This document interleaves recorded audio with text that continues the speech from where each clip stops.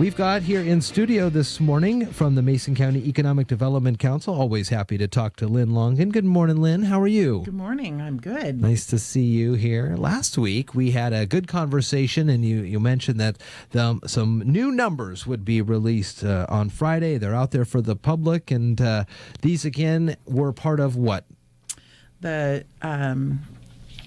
They're part of our demographic study. That's what it was, a demographic study. I know we just talked about that, but sorry about that. So now we can see business demographics and the impact of land use restrictions on the Mason County economy right there on the front page of ChooseMason.com. Well, what did you find? What are the demographics here? Right. So some of the things that were interesting that we, kind of interesting, kind of expected, is that we are a county that's in transition.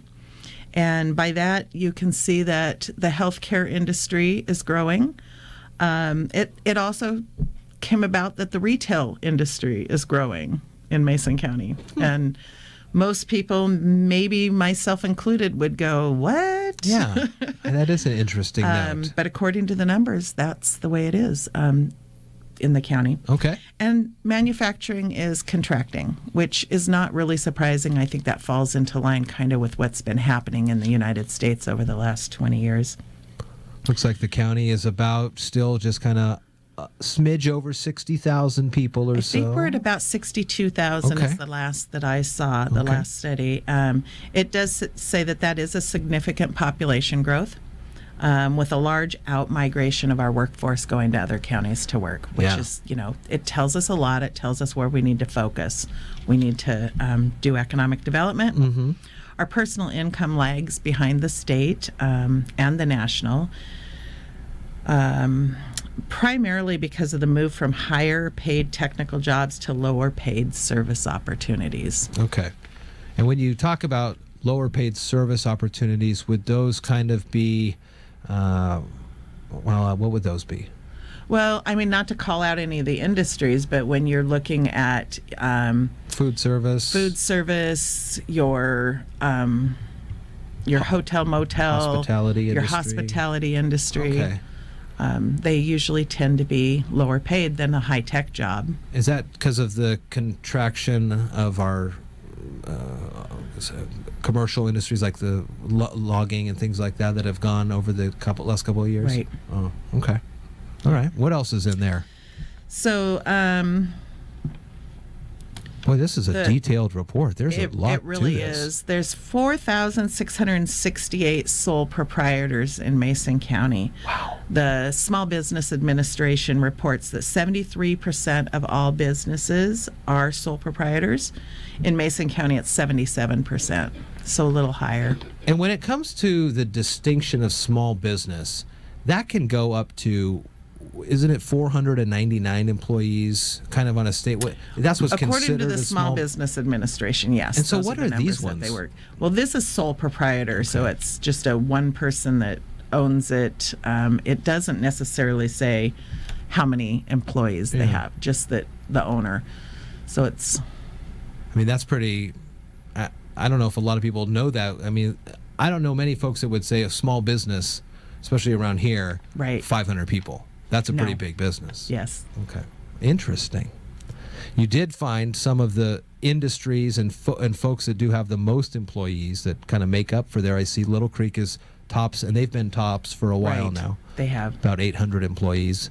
And Correction Center is 640. So those are some pretty big employers here in the county. Yes. Interesting. Huh.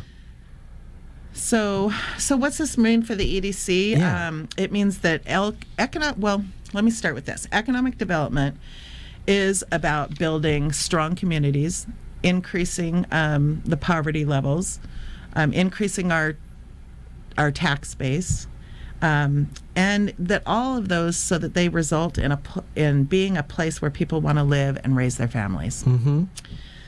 And that's how we're going to get businesses to locate here. So it's a very big picture. I would say it's community and economic development together. We need to focus on increasing our tax base, our job creation, business retention, economic diversification, self-sufficiency, productive use of our physical assets, quality of life, and community pride. And yes, I wrote all that down so that I got them in order and remembered them. Good. Well, it's important, and people are able to check this out on choosemason.com, download it, and go through it. So if local citizens do go through this and find out key areas that impact them, perhaps, what are they going to do with that when we maybe all come back together and talk about it? Or? Well, we are. We have a public meeting. It's scheduled for May 10th. It is 1:30 to 3 o'clock down here at the Civic Center. We'll have coffee and cookies and water. But the person who authored this study, Jim Mooney from Desco Solutions, he's out of Indiana. Yes. He'll be there to answer any questions that people have. Where did you get your information? How did it, come about? If someone has a challenge, they think that they're going to challenge one of the numbers, this is the time to come and do that.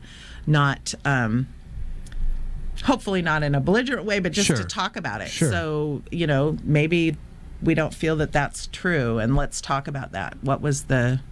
How did he get to that conclusion? Yeah, there are some recommendations here as well that you can look over. Anything that stuck out to you as director of an EDC based on these recommendations? Not yet. My board is going to meet with Jim Mooney the morning of the 10th, and we'll kind of go over those recommendations and where we think we could have the most impact. And hopefully some of our partner organizations can help with these too.